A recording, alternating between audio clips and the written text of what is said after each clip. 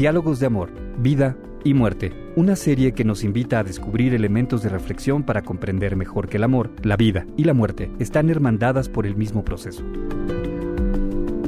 Presentada por el sacerdote jesuita Víctor Pérez Valera, quien es licenciado en Filosofía y Teología, maestro en Derecho, es catedrático de la Universidad Iberoamericana, y su labor de docencia comprende temas tan diversos como antropología teológica, ética para abogados, teoría del derecho y filosofía del derecho.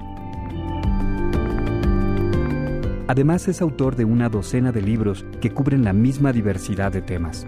Cada semana nos compartirá una reflexión sobre amor, vida y muerte.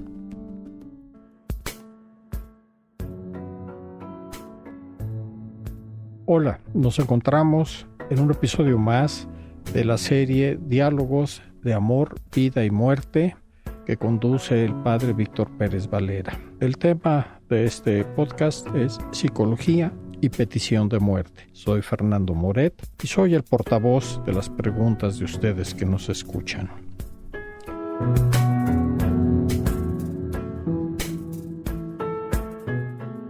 Un estudio psicológico serio nos conduce a ver los significados que pueden tener una petición de muerte. Padre.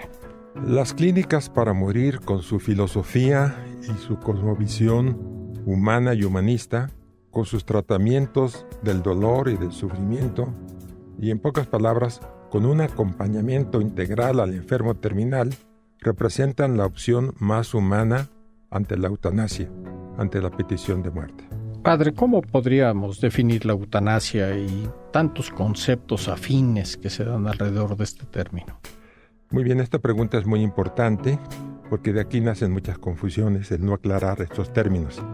En este campo, no todos, pero algunos medios de comunicación confunden la eutanasia con la adistanasia y generan una gran desorientación en el público. Por eutanasia se entiende la acción positiva y directa o la omisión dolosa, es muy importante subrayar que sea omisión dolosa, que por motivos de piedad provoca la muerte de un enfermo terminal con o sin conocimiento y sin consentimiento expreso de la víctima. En cambio, la adistanasia es la abstención o supresión de un tratamiento médico que resulta o muy oneroso o inútil o desproporcionado a la situación concreta del enfermo. Se trata, pues, de una omisión razonable aceptada por la ética. Actualmente mucha gente habla de que quiere pedir la eutanasia, que es algo positivo. ¿Qué significado tiene esta petición de eutanasia? El término eutanasia está surcado de ambigüedades. Igualmente están las peticiones del enfermo. ¿Cuál es el significado real de una petición concreta de eutanasia? ¿Cuál es el trasfondo verdadero de esta petición? ¿Cuál es el deseo profundo que se expresa con esas peticiones? ¿No será que muchas veces, como sucede con el suicidio demostrativo, una petición de muerte es más bien una petición de mayor atención, cuidado y acompañamiento? El doctor Emmanuel Goldenberg, psiquiatra y psicoanalista francés, después de estudiar innumerables casos, piensa que en general el acto eutanásico no es una genuina demanda del enfermo. El enfermo pide ayuda, y si no comprendemos el sentido profundo de su petición, pensamos que pide que se le dé la muerte. La primera ambigüedad en estos casos consiste en la confusión entre los medios y los fines. Esto es muy importante. Cuidadosas encuestas en hospitales geriátricos y de enfermos terminales revelan que las personas que solicitan la eutanasia la piden condicionalmente. No todos, pero muchos. Dicen, si llegara a sufrir demasiado. Una segunda ambigüedad reside en que algunos pacientes, una parte de su yo quiere la muerte y la otra parte no la quiere. Muchos médicos advierten este lenguaje contradictorio. Si el que atiende al enfermo le da la muerte, él fue el que eligió uno de los dos aspectos de la voluntad del paciente y desatendió el otro. Finalmente, el que pide morir muchas veces no lo pide como un deseo constante, sino de modo transitorio. Esta voluntad, en muchas ocasiones, no persistiría si se le proporcionara atención al enfermo y se le ayudara con cariño a aceptar sus limitaciones. Sería simplista, afirma el doctor Aviven, que todas las demandas de eutanasia fueran falsas, pero también sería honesto afirmar que el testimonio de los médicos que se dedican a los cuidados paliativos concuerdan en que casi la totalidad de las peticiones cesan cuando se proporciona un adecuado tratamiento del dolor y un acompañamiento integral. ¿Podría explicar un poco más esta parte del cariño, este acompañamiento y el cariño? Sí, yo creo que para responder a esta pregunta nos puede ayudar ver las etapas por las que pasa el moribundo.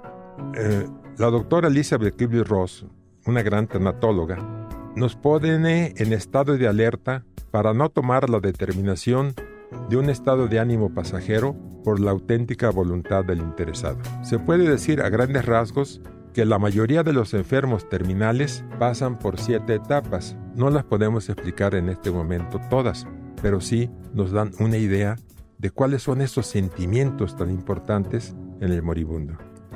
Primero sería la de sorpresa, luego la etapa de negación, viene luego la etapa de ira, de coraje, y finalmente estos aspectos negativos culminan en la depresión. Después de la depresión viene ya una parte más positiva, el regateo. Bueno, y si me alivio, voy a cambiar de vida, voy a ser mejor, etc.